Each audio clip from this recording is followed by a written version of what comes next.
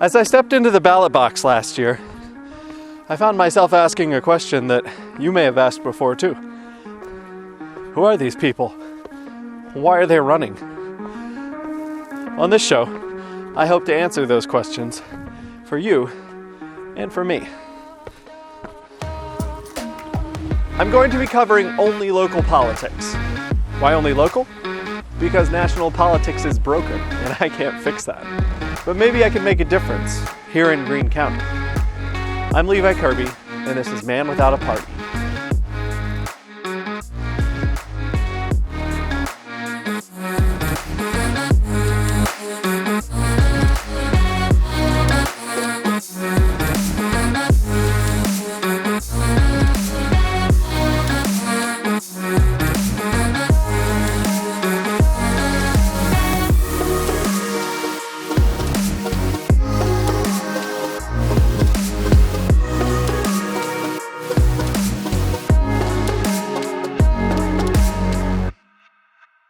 Hey, Levi, thanks for being here. Welcome to the show. Thanks for having me, Levi. I know, this is a great moment, right? Yeah. Levi. So, first question, who are you and why are you running for state representative? Yeah, I'm Levi Dean. I am one of 10 kids. I was homeschooled, raised here in Xenia, been here my whole life. Our family's been here for generations. I do plumbing, residential service plumbing as a trade, and co-own a business here in Greene County with my siblings. I've been on city council for the last 6 years. That's kind of a little bit about who I am. Why I'm running is, both in my personal life and just business life. It's all about, a missional business, missional life, like having a mission, a goal, and a striving, a calling to go for. And so that's why, with our business, we give a lot to charity. We help the guys out who come, and we, kind of turn them in a way into men. And same with politics. It's about giving back to the community. It's about representing the people well. It's about, taking values, biblical values, and putting them in the public forum. So that's why I'm running. So given the state of housing in the United States, most of the homes are older and are already tied up in ownership, or they have fallen into becoming rental properties. There's a lot of rental homes here in Xenia or in Cedarville. So the available housing market keeps getting smaller and smaller, while millennials and Gen Z are joining the housing market. So the available homes are smaller, and the population of people who would be buying homes is larger. What, if anything, does the state government, what role, if anything, does the state government have in playing to encourage developers to build affordable housing units? Yeah. I mean, there's definitely some rules with that. Affordability, it comes down a lot to zoning regulations, which are more so local, which we deal with at the Xenia level. I mean, obviously this is getting into a national issue, but inflation, that's mostly why we're seeing the home prices skyrocket. But there's also other things with zoning and certain regulatory codes that the state has control over. For instance, being a plumber, there's certain plumbing codes that I have to adhere to, and those are all good. We should have a state code as far as, and that's very helpful for protecting health because clean water and clean sewer is very, very important. But there's lots of local codes that say, well, for instance, if you build a house here, it has to be this many square feet, and it's got to have this much of a yard, and it's got to have these features, which all add to the cost.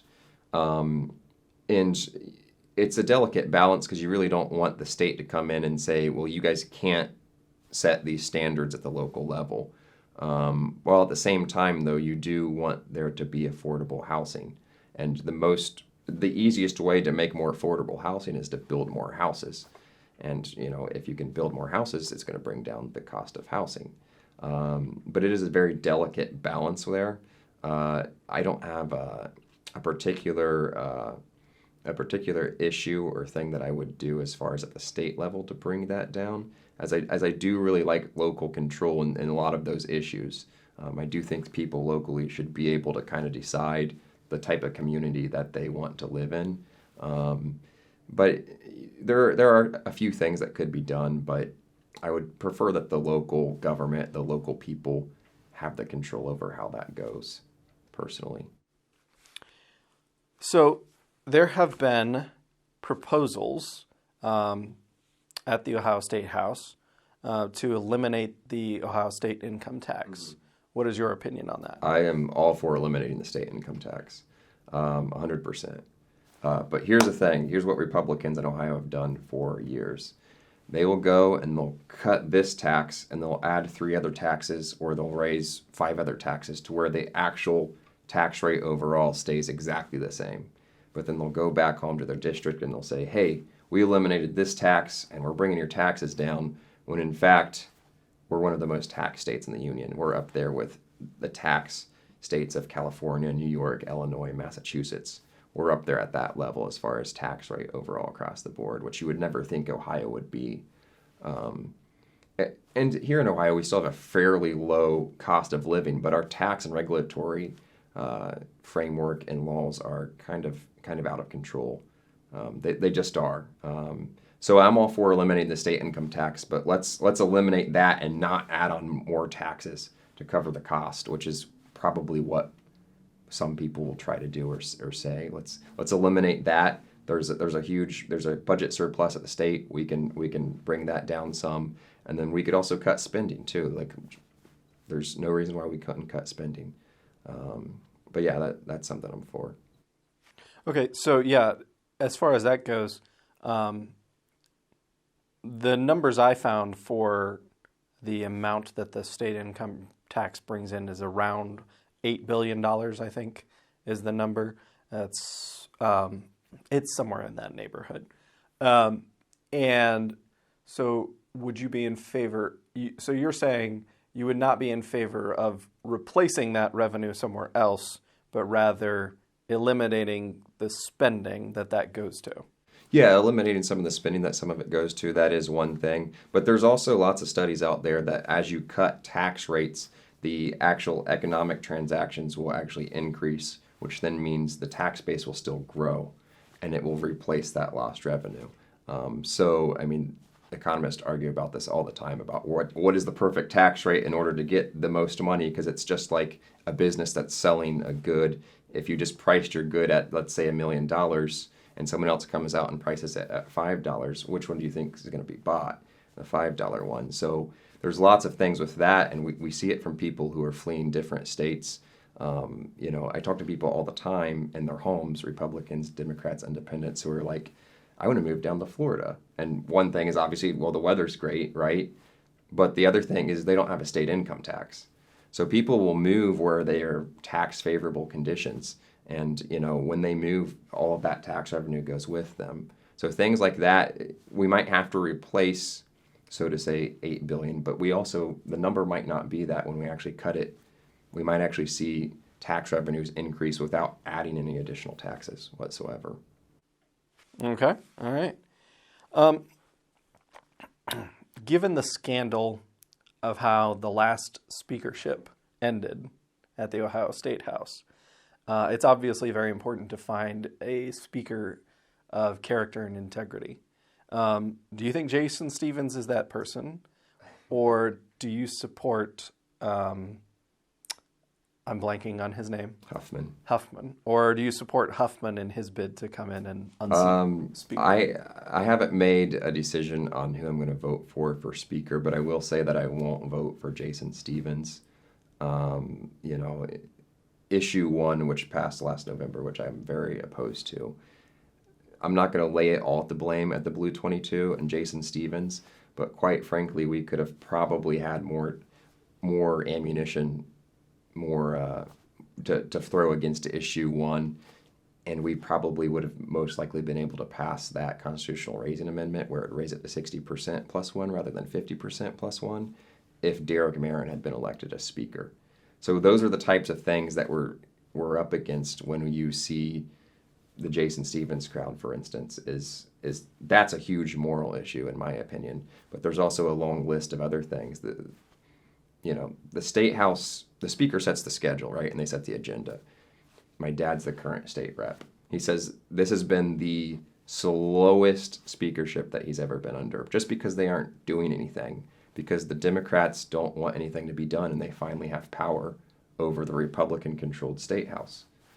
So the state house doesn't move on any bills. So there's lots of things that would help people and improve people's lives that the state house just isn't moving on.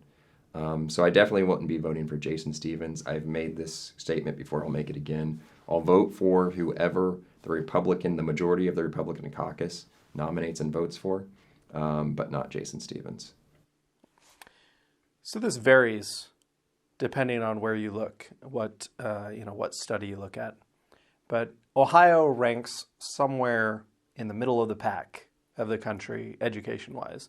Even as low, I saw U.S. News and Reports had Ohio, I think, at 36 in the country in education. What can we do about that? What can the state do? Is it more of a local municipality question? I mean, I think some of it does fall back on local school boards, because they do have a lot of power when it comes to curriculum, when it comes to teachers, when it comes to teaching methods. But the state also mandates a lot of things too. Coming from where I come from, I was homeschooled, and I think homeschooling is great. I think private schools and charter schools are great. I think the more competition, the better. And also career centers.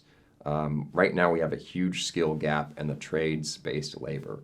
And over the next 20 years, I mean, your trades costs are going to skyrocket as far as what it costs to do a trades job, because the labor is just not going to be there, which means the people in those jobs are going to make a great, great living. And we need to be telling kids that they can go and learn a trade and become a licensed plumber in 5 years while getting paid to do it, instead of going to college and getting into debt and then maybe not using their degree, or maybe they are using it, but they don't have enough to pay off their college debt. So that's one thing is we need to be funneling more kids to the jobs that actually are available, and teaching more so to real life skills that they're going to use, rather than, I took advanced math and stuff like that, but on the job doing plumbing, I don't use anything more than, basic math. And it's not that it was bad that I took advanced math. It's just like, for some people, maybe they're really good at working with their hands, and maybe they're really technical that way, and they're smart in that way, and they should have the opportunity to pursue that. I think with kids, it's just, if they aren't interested in it, they're not going to do it, and whether it's schooling or work or anything. So anything we could do to help that would be great. All right. That was my last question. Okay. Thanks for being here, Levi. Yeah, thank you. Hi, thanks for watching. I hope you enjoyed getting to hear the candidates speak for themselves. Please check out the other interviews in the series. More will be on the way soon. Please like, subscribe, and share with your friends for more content like this. It helps support local journalism and keeps you informed on what's going on in Greene County. If you would like to see a candidate interview or a subject in local politics covered, leave a comment below. We can't make any promises, but we would love to hear your suggestions. Thanks.